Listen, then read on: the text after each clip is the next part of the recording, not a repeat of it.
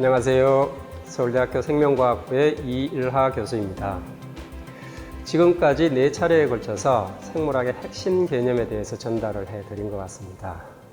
오늘은 그 개념들을 바탕으로 불교 철학, 업과 윤회, 그리고 열반에 대해서 생물학적으로 어떻게 이해할 수 있는지 한번 얘기를 해볼까 합니다. 삶의 의미가 무엇일까요? 제가 이런 질문을 던지는 이유는 제가 첫 강의에서 무생물을 고도로 정교하게 배열하면 그것이 바로 생명이다. 즉 생물과 무생물은 서로 다르지 않다라는 얘기를 했기 때문입니다. 생물이 무생물과 다르지 않다. 그럼 도대체 생명의 목적이 무엇일까요? 왜 생명체가 살아가는 거지? 이런 질문을 던지지 않을 수 없습니다. 이런 질문을 가지고 회의를 하신 분 중에 하나가 니체라는 18세기 독일 철학자이고요. 이분은 아마 그 유럽의 그런 어떤 부처 그런 사람으로 평가가 되고 있기도 한 것 같습니다. 니체에 따르면은 인간의 그 천부 인권설이라고 얘기를 하죠. 인간의 그런 어떤 존중, 인간 존중이 도대체 어디에서 근거를 한 거냐라는 걸 유럽 사회에서는 당시에 하늘이 제공한 권리다. 그래서 이제 천부 인권설이라고 얘기를 하죠. 하느님이 준 그런 권리이기 때문에 인간이 존중받아야지 된다. 그런 사고를 가지고 있었는데 니체는 신은 죽었다라고 얘기하면서 하나님의 존재를 부정을 하게 됩니다. 즉 하나님이라는 것이 허구라고 판단을 한 거죠. 그런 상황 속에서 천부 인권설이 이제 더 이상 자리를 잡을 기저가 없는 상태가 되게 됩니다. 그런 상태에서 니체는 그럼에도 불구하고 삶의 의미가 있다라는 것을 이제 설파한 것이 제가 이야기로 자라투스트라는 이렇게 말했다라는 책인 것 같습니다. 그 얘기를 이제 생물학적으로 어떻게 이해할 수 있을까라는 논의를 해볼까 하는데요.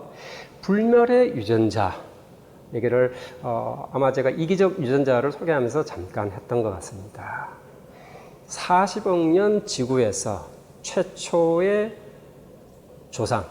조상세포인 루카가 만들어졌을 것이다 라고 상상이 되고요. 그 루카 안에 복제 본능이 가래로서 존재를 한다라는 설명을 했습니다. 아마도 그 가래를 가진 복제를 하고자 하는 욕망을 가진 유전자가 더 많은 유전자를 복제하기 위한 수단으로서 생명체를 만들어냈을 것이다 라고 얘기를 하고 있고요. 리차드 도킨스 교수는. 그리고 그 유전자가 더 많은 유전자를 낳기 위한 방편으로서 생명의 진화가 지금까지 꾸준히 쭉 이어져 왔을 것이다 라고 생각을 하고 있습니다. 말하자면은 우리 생물체는 끊임없이 이 지구 생태계 내에서 생겼다가 없어졌다가 생겼다가 없어졌다가 생멸을 반복하고 있는 상황이지만 루카가 가지고 있었던 그 유전자는 불멸하는 계속해서 서로 다른 생물체의 몸을 따라서 이동해 와서 오늘에 이르렀다라고 생각이 됩니다. 그런 관점에서 무상해 보이는 이 지구 생태계에서 불멸하는 유전자가 있고 그 유전자가 불멸하는 이유가 복제를 하고자 하는 본성, 그 가래에서 비롯된 것이다 라고 생각이 됩니다. 다양한 생물체가 진화하는 과정에서 이러한 가래가 해소가 되었다가 다시 새로운 생명체가 나타나면서 가래가 나타나게 되고 또 그 가래가 해소가 되고 이 과정이 반복되는 그런 과정이 생명체의 진화가 아닌가라는 생각이 듭니다. 그런 관점에서 이제 생물학적으로 업과 윤회라는 걸 들여다보면 결국은 물리적인 법칙인 엔트로피 법칙의 지배를 받으면서 따라서 흐름으로 존재하는 생명체가 그 흐름 속에서도 끊임없이 무언가 이어져 나가는 그 이어져 나감 인연이 업에 의해서 이루어진 것이다 라고 생각을 할 수 있을 것 같습니다. 그러면서 끊임없이 이제 원소들이 모였다가 흩어졌다, 모였다가 흩어졌다. 그것이 이제 윤회의 과정이 아닌가라는 생각이 되네요. 이 얘기를 이제 계속 이어가기 위해서 저는 유전자에 대한 개념을 다시 한번 생물학적으로 좀 정리를 할 필요가 있겠다라는 생각을 했습니다. 그래서 유전자 그리고 유전자들의 집합으로서 존재하는 유전체, 그게 유전체가 가지고 있는 의미가 무엇인지, 어떤 방식으로 생명체가 작동하게 하는지 그 얘기를 해볼까 합니다. 인간은 금방 말씀드린 것처럼 화학 원소가 고도로 정교하게 배열된 것, 그것인데 그런 배열 속에서도 어떤 존엄성을 찾으려면 어디서 찾지? 유전자가 부여한 것인가? 뭐 이런 질문을 할 수 있을 것 같습니다. 그래서 이제 유전체에 대해서 한번 쭉 설명을 해보겠습니다.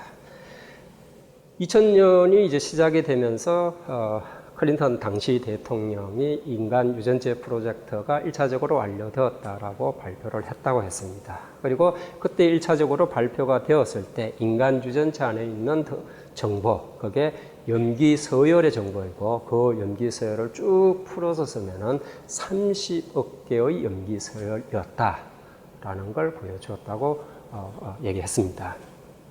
근데 그 30억 개의 염기 서열이 그냥 한 줄로 쭉 연결되어 있는 것은 아닙니다. 몇 개의 단위로 나뉘어져 있는데요. 그 단위가 염색체입니다. 사람은 46개의 염색체로 이루어져 있다라는 얘기를 지난 시간에 했습니다. 그리고 그 46개의 염색체라는 건 사실은 이배체이기 때문에 23쌍으로 이루어졌다라는 얘기도 했고요. 그 염색체 한 개의 긴 염기서열 사슬입니다. 그러니까 인간의 유전체 30억 염기상이 어떻게 나뉘어져 있느냐? 23개의 염색체 더하기 인간은 성염색체를 가지고 있죠. X와 Y 염색체를 가지고 있으니까 정확하게는 22개 더하기 X 더하기 Y 해서 24개의 염색체 단위로 30억 염기상이 나뉘어져 있습니다. 그게 무슨 의미냐? 그걸 이제 설명하기 위해서 제가 좀 기발한 상상을 했습니다. DNA 사슬을 우리 눈에 보이게끔 한번 해보면 어떨까? 이런 상상을 했고요. 우리 눈에 보이게끔 하려고 계산을 하다 보니까, DNA 지름이라 하면 DNA 사슬의 요 폭을 얘기합니다. 그게 워낙은 2나노미터입니다. 우리 눈에 보이지 않죠? 그 2나노미터를 4cm 두께로 확대를 해버리면 꽤 굵은 그런, 밧줄 같은 형태가 되겠죠. 그런 상태로 확대를 하면 꽤 많은 걸 설명할 수 있습니다. 일단 인간의 전체 유전체 30억 염기상, 그게 지구 한 바퀴를 두를 수 있는 거리가 됩니다. 대략 한 4만 킬로쯤 되더라고요. 근데 염색체 하나의 길이는 그럼 어떻게 되느냐? 물론 이제 염색체마다 제각각 길이가 다 다릅니다. 사람의 일반적으로 염색체의 번호를 이제 매기게 되는데 그 번호를 매기는 생물학자들의 기준은 제일 긴 걸 1번, 그 다음 긴 거 2번, 그 다음 긴 거 3번 이런 식으로 쭉 배열을 합니다. 그래서 사람의 염색체는 1번부터 22번까지 길이에 따라서 긴 것부터 짧은 것까지 쭉 배열이 되고 그 다음에 X 염색체, Y 염색체로 나뉘어져 있습니다. 그래서 염색체마다 길이가 조금씩 다 다르긴 하지만 어쨌든 평균적으로 염색체의 길이를 우리가 계산을 해볼 수 있습니다. 그 평균적인 염색체의 길이는 대략 한반도의 장축 길이쯤 됩니다. 한 1000km쯤 되죠. 제가 이 얘기를 왜 하느냐? 유전자라는 걸 개념적으로 조금 이해시키기 위해서 이 얘기를 하고 있습니다. 한반도 장축점 되는 염색체 하나 안에 대략 1000개 정도의 유전자가 들어가 있습니다. 그리고 그 1000개의 유전자 하나하나를 들여다보면 물론 유전자마다 또 이제 길이가 제각각 다르긴 하지만 평균적으로 봤을 때 한 개의 유전자는 길이가 한 100m쯤 됩니다. 이제 약간 유전자라는 것이 시각화되게 되죠. 유전자 하나가 100m쯤 되고요. 그 다음에 유전자가 바로 이웃한 유전자랑 붙어 있지는 않습니다. 일정한 간격 떨어져서 새로운 유전자가 나타나게 됩니다. 얼마나 떨어졌느냐? 대략 600m 간격으로 유전자들이 나타납니다. 그 600m라고 계산을 해보니까 서울 시내 버스 정류장 거리가 대략 500m쯤 되는데 비슷하네 라는 생각이 듭니다. 그러니까 맞습니다. 여러분들이 길을 가시다가 100m 정도 유전자가 지나고 나면 이제 버스 정류장 거리만큼 쭉 가시다 보면 이제 새로운 유전자가 나타나게 됩니다. 유전자를 이제 머릿속에 좀 이제 개념화 시킬 수가 있죠. 이런 유전자들이 모여 있는 유전체, 그 유전체가 담고 있는 정보가 뭐냐?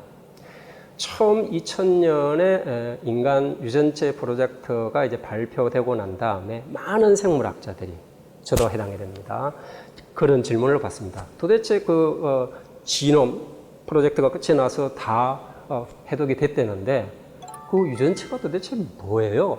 라는 질문을 많이 받았습니다.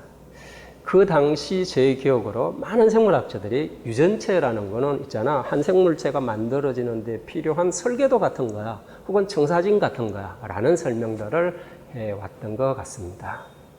근데 이 청사진이라는 비유 혹은 설계도라는 비유가 저같이 발생학을 공부하는 유전학자들한테는 굉장히 불편한 비유입니다. 물론 직관적으로 이해할 수 있는 비유이긴 하지만 생물학적이지 않은 비유다라고 얘기를 할 수 있습니다.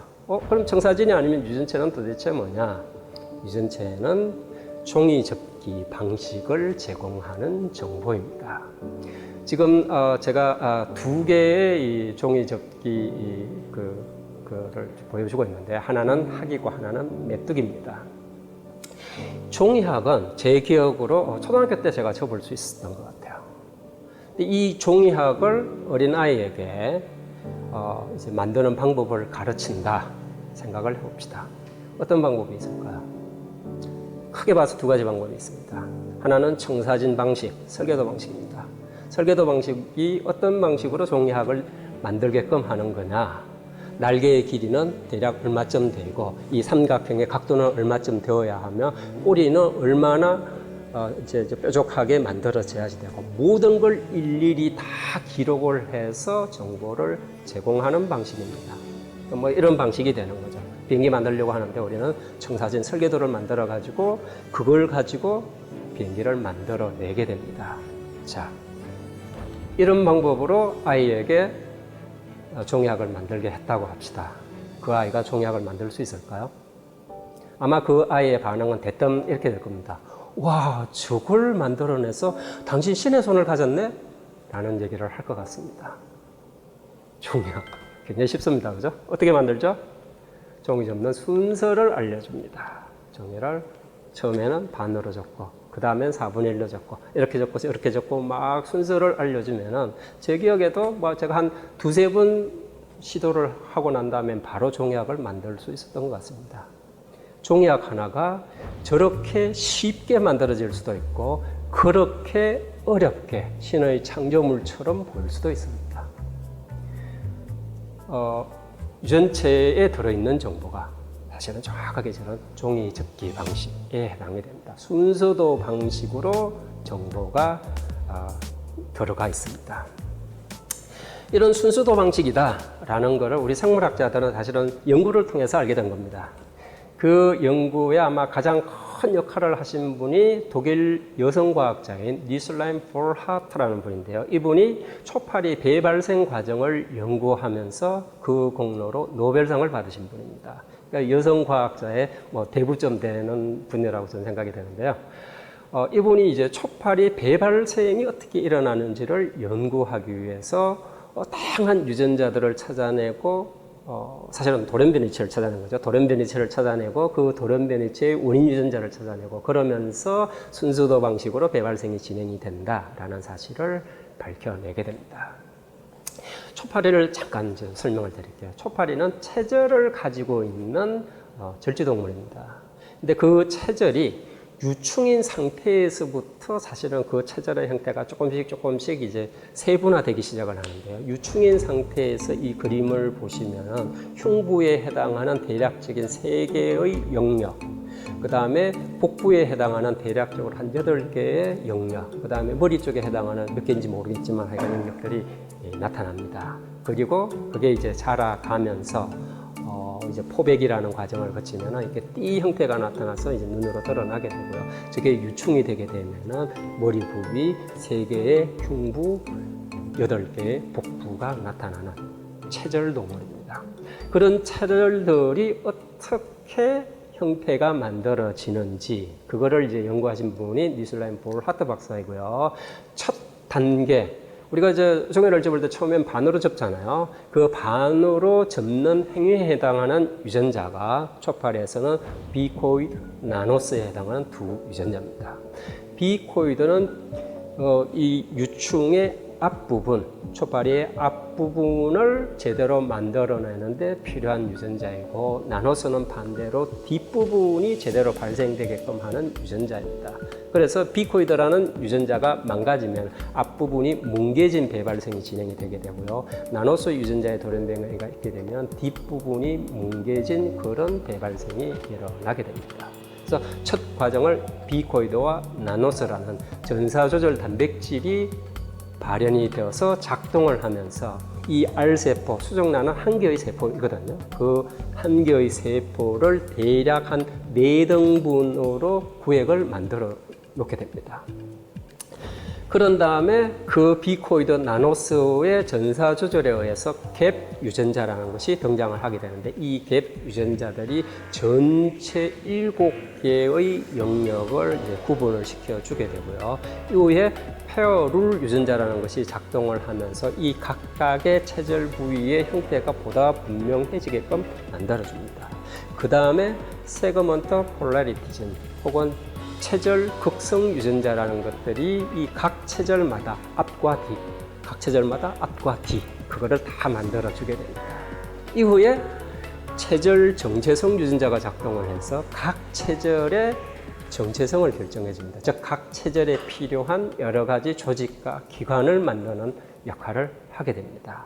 이 체절 정체성 유전자가 지난 시간에 진화 얘기를 하면서 잠깐 설명을 했던 호메오 유전자 혹은 혹수 유전자에 해당이 되는 겁니다. 이 유전자들이 이제 동물들에 있어서는 각각의 신체 기관들의 형태를 결정해주는 역할을 하게 됩니다.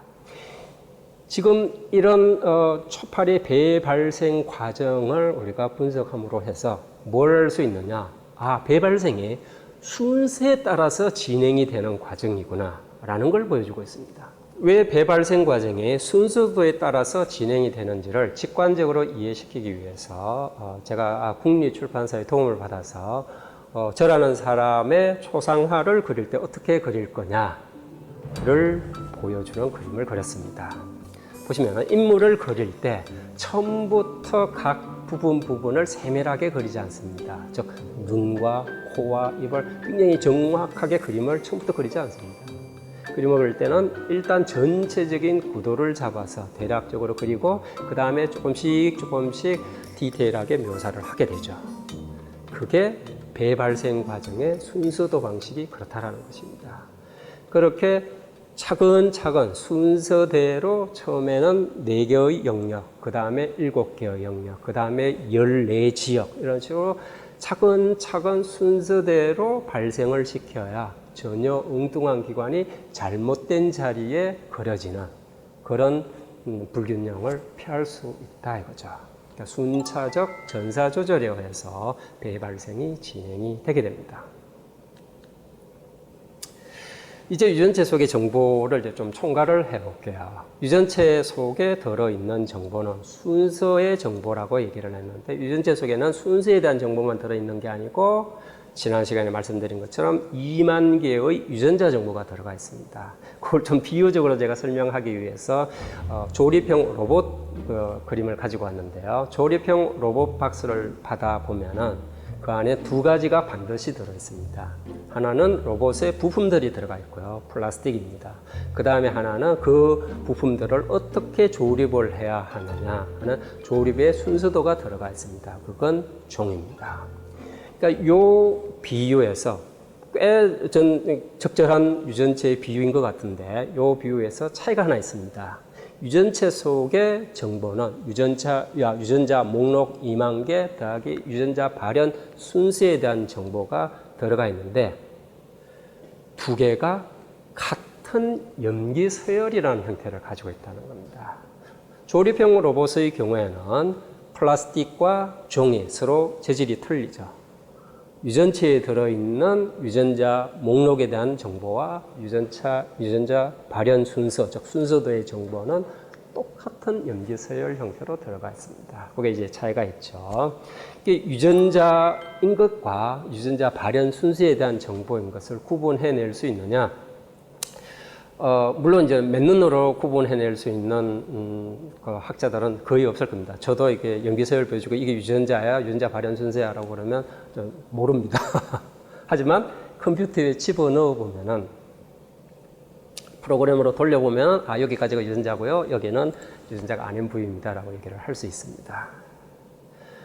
그러니까 그런 정보들이 구분이 되지 않는 상태로 들어가 있지만 분석을 하면 여기가 유전자 목록, 여기가 발현 순서에 대한 정보, 뭐 경우에 따라서는 아무런 정보가 없다고 생각되는 부위도 있습니다. 그것들이 이제 섞여져 있는 형태로 유전체의 정보들이 들어가 있습니다. 그래서 유전체를 단적으로 정의하기는 쉽지는 않습니다. 그래서 저희들이 좀 애매모호하게 한 생물체가 가지고 있는 유전 정보의 총합 이렇게 표현을 합니다. 그 총합이라는 의미 안에는 유전자 목록에 대한 정보와 유전자 발현 순서에 대한 정보 두 가지 정보가 들어가 있음을 의미합니다.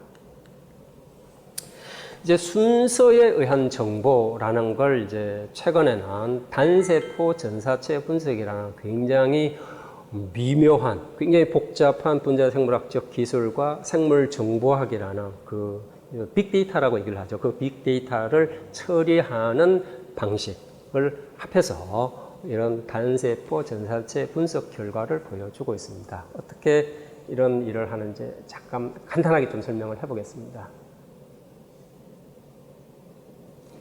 이건 성게알 하나가 수정란인데 이게 이제 세포 분열을 하면서 여러 개의 세포로 이제 나날이 일어나는 과정을 보여주고 있고요. 저 과정이 이제 지속되면서 가운데가 비는 것을 볼 수가 있습니다. 저거를 이제 포배기라고 하고요. 모든 동물은 다 가운데가 비는 포배기 상태를 거치게 됩니다. 저런 포배기 상태 이후에는 바깥쪽에 한 층으로 있던 표피 세포들이 안으로 말려 들어가면서 자루를 만들어내는데 그걸 낭백이라고 하고요. 이후에 이제 신경절이 만들어지고 뭐 이게 복잡한 그런 어떤 발생의 경로를 거치게 됩니다. 그러니까 모든 동물들은 포배기, 낭배기를 이제 거치는 이 과정을 진행을 하게 되는데요. 이 배발생 중인 세포 하나하나를 떼어다가 그 안에 어떤 유전자들이 발현되는지를 들여다본 것이 단세포 전사체 분석입니다. 결과를 이제 조금 보여드리면은 이런 형태로 생물 정보학을 하는 사람들, 이렇게 이제 구현을 하면은 배발생 과정이 이해가 될 거야 라고 보여주고 있습니다. 지금 빨간색이 막 번쩍번쩍 하다가 핑크빛이 번쩍번쩍하고 뭐 이렇게 되죠. 꽤 복잡하게 이제 유전자 발현 패턴의 변화를 이제 세포들이 세포 분열을 하면서 어떻게 이런 유전자 발현 변화가 일어나는지를 보여주고 있는데 저거 보고 너는 저게 무슨 정보인지 이해하느냐라고 물어보시면 저도 잘 모릅니다. 워낙 저 생물 정보학의 데이터들은 빅데이터이기 때문에 저걸 이제 UMAP 분석이라고 그래서 자기네들 나름으로 이제 보여줄 수 있는 최선을 다해서 보여주는 것인데 저같이 이제 전통 발생학을 공부했던 사람은 저 생물 정보학의 데이터는 직관적으로 이해가 잘 안 됩니다. 안 됨에도 불구하고 직관적으로 여러분들이 느끼실 수 있는 게 하나 있습니다. 뭐죠? 배 발생이 진행되는 동안 굉장히 다이나믹하게 유전자 발현 패턴의 변화가 일어나는구나 라는 건 이 동영상으로도 충분히 짐작을 하실 수 있습니다. 저런 굉장히 다이나믹한 그런 어떤 유전자 발현 순서의 변화에 의해서 생물체가 만들어지게 됩니다. 이제 유전체 얘기를 이제 조금만 더 이어가 볼게요. 제가 이 얘기를 계속하는 이유가 불멸의 유전자, 걔가 생명의 존엄성을 제공을 하는 것인가 라는 질문에 대해서 저도 답은 없지만 여러분들이 한번 생각해 보시라고 계속해서 유전자의 의미에 대해서 설명을 하고 있는 것입니다. 사람의 유전체 전체를 2000년에 밝히고 난 다음에 그 다음에 가장 먼저 궁금했던 게 그럼 인간과 침팬지는 굉장히 이 인척 관계에 해당하는 동물인데 침팬지의 유전체는 어떨까 궁금했습니다. 둘이 이제 비슷할 거라고 생각을 하고 인간의 유전체가 이제 이미 밝혀졌으니까 그거를 레퍼런스로 삼아서 쉽게 밝혀낼 수 있는 것이라는 장점도 있고 무엇보다 인간과 동물, 지적인 생명체와 동물이 어떻게 다른가가 누구나 다 궁금했기 때문에 침팬지의 유전체를 분석을 하게 됩니다. 그리고 생각했던 대로 인간과 침팬지는 유전체가 굉장히 비슷하구나라는 걸 알게 됩니다. 근데 놀라웠던 것은 인간과 침팬지가 비슷해도 이거 너무 비슷하냐라는 걸 발견한 겁니다. 얼마나 비슷하냐? 인간과 침팬지가 고작 1.3%의 염기서열 차이밖에 없더라라는 겁니다. 너무 비슷하지 않습니까? 인간과 인간 사이는 어떨까요?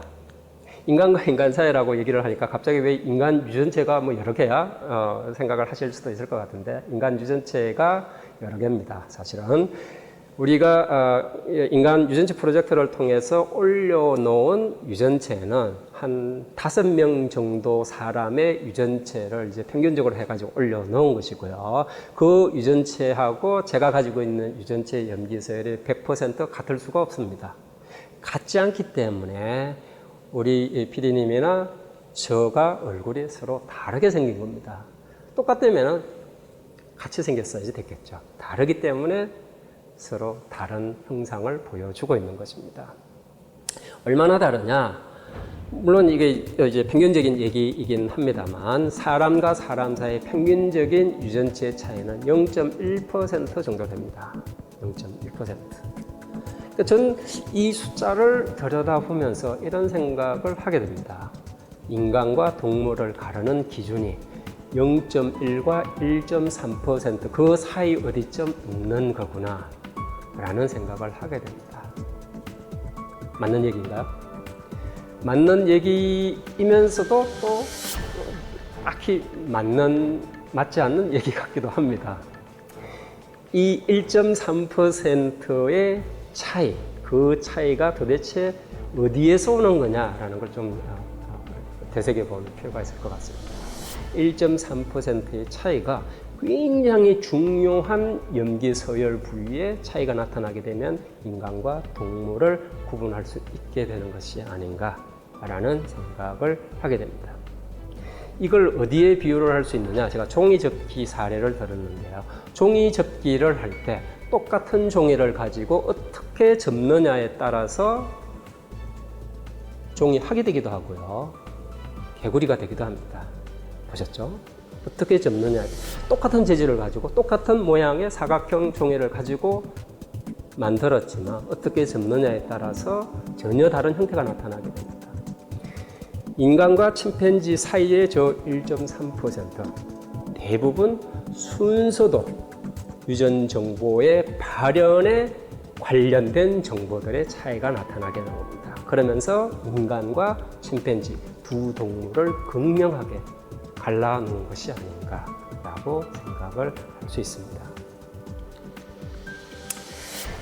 이제 인간의 존엄성이라는 걸 제가 좀 과감하게 한번 도전을 해보겠습니다. 제가 생물학을 한 20년 정도 공부를 하면서 늘 제 자신도 의문을 가지고 있습니다. 이 무생물과 다르지 않은 생물체, 그 인간 왜 존엄하지? 그 인간의 존엄성을 생물학적으로 우리가 찾을 수가 없나? 뭐 이런 이제 고민들을 많이 했습니다. 그러니까 기계론적인 관점, 무생물이 정교하게 배열이 되면 그게 생물이 되는 거다라는 이런 관점을 제가 가지고 있으면서도 인간의 존엄성을 얘기할 수 있는 이유, 그게 무엇일까를 이제 생각을 해보았는데 크게 두 가지 이유를 찾을 수 있을 것 같습니다. 첫 번째는 모든 인간 하나하나가 희소한 가치다라는 생각이 듭니다. 얼마나 희소한 가치냐? 우리 인류가 대략 한 20만 년 동안 이 지구상에서 살아왔는데 그 살아온 인구 하나하나를 대략 계산을 해보면 제가 이걸 우리 대학원생한테 적분법을 도입을 해가지고 계산을 시켜봤습니다. 계산을 시켜봤더니 대략 한 1,000억 명 정도 되더라고요. 지금까지 이 지구상에서 살아왔던 인간 하나하나를 다 세우면 대략 한 1,000억 명 정도 됩니다.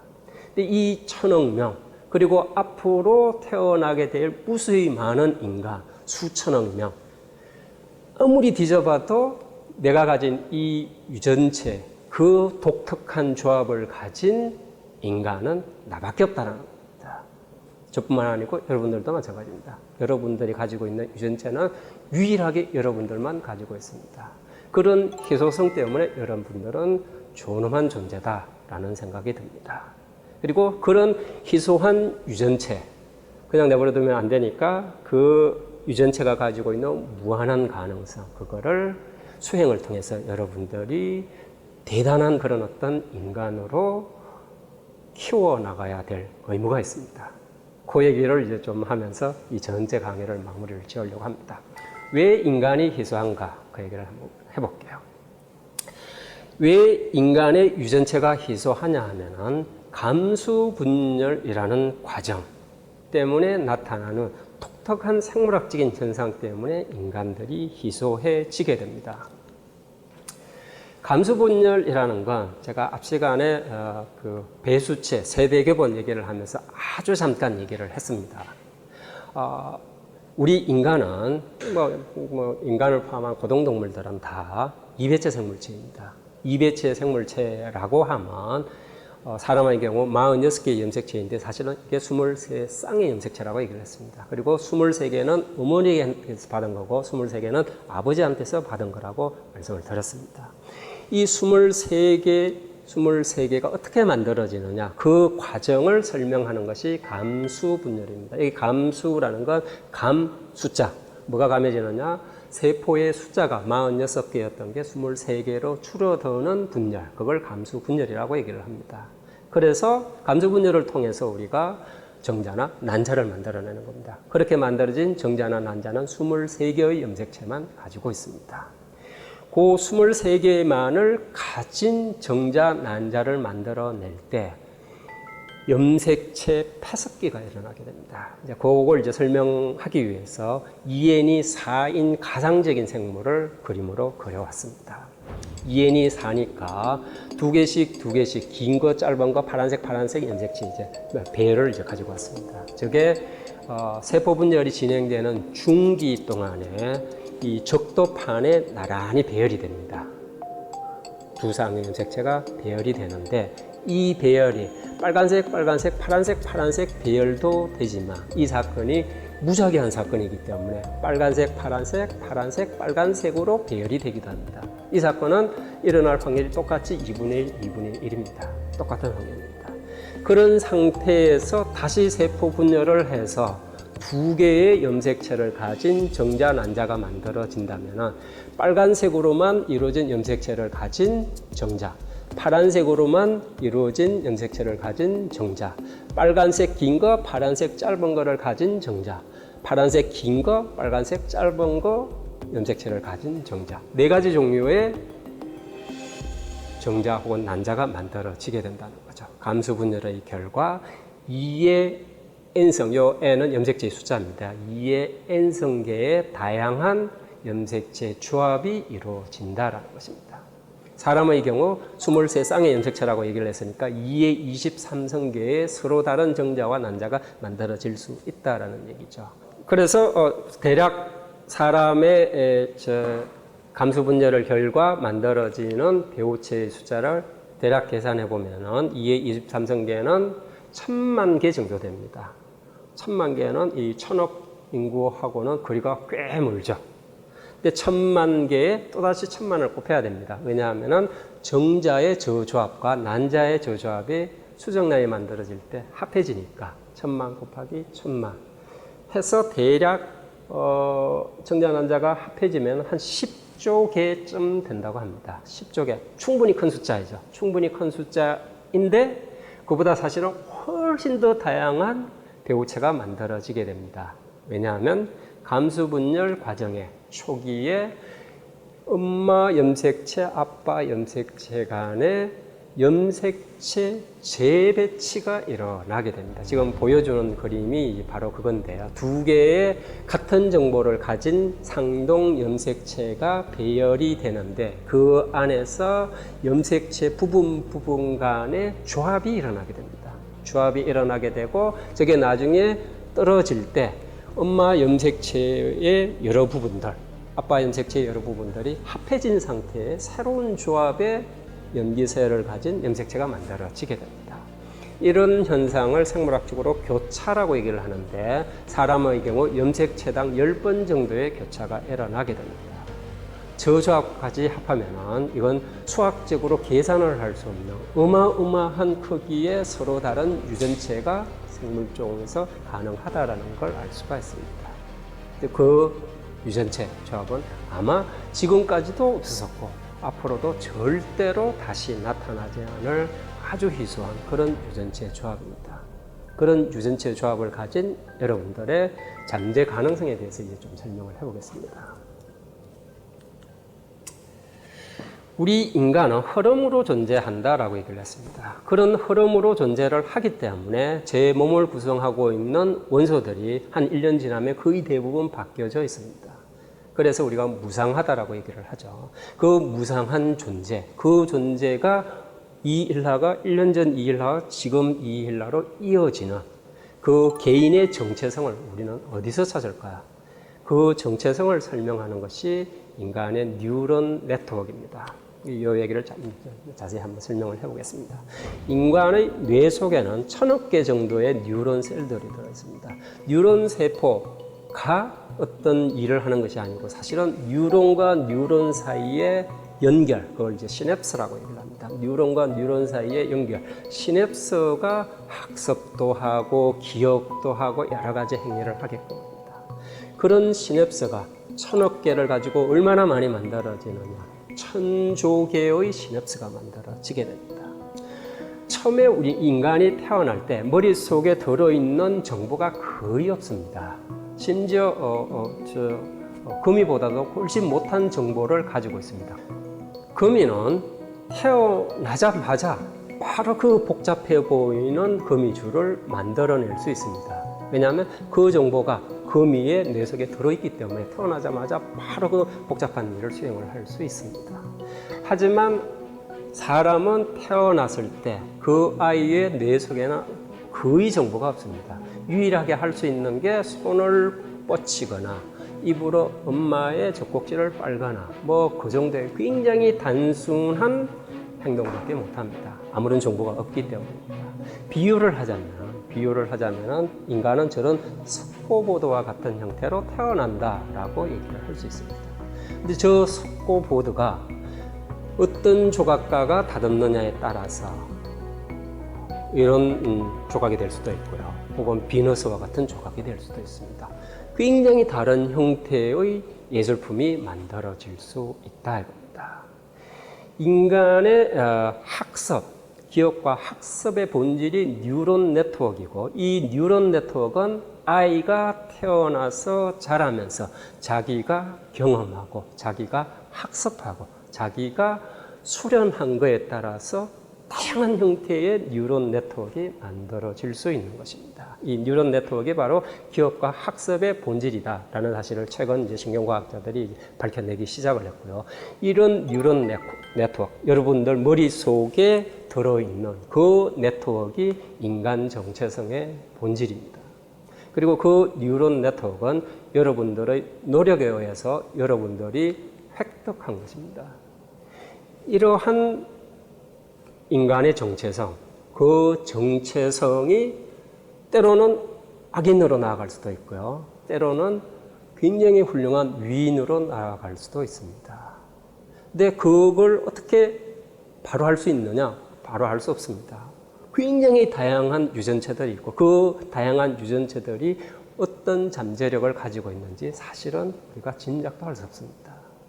경우에 따라서는 박세리나 박찬호나 혹은 손흥민이와 같은 그런 뛰어난 운동선수가 될 수도 있을 테고요. 또 경우에 따라서는 어떻게 수련을 하느냐에 따라서 아인슈타인과 같은 과학자 혹은 왓슨과 같은 과학자가 될 수도 있을 테고요.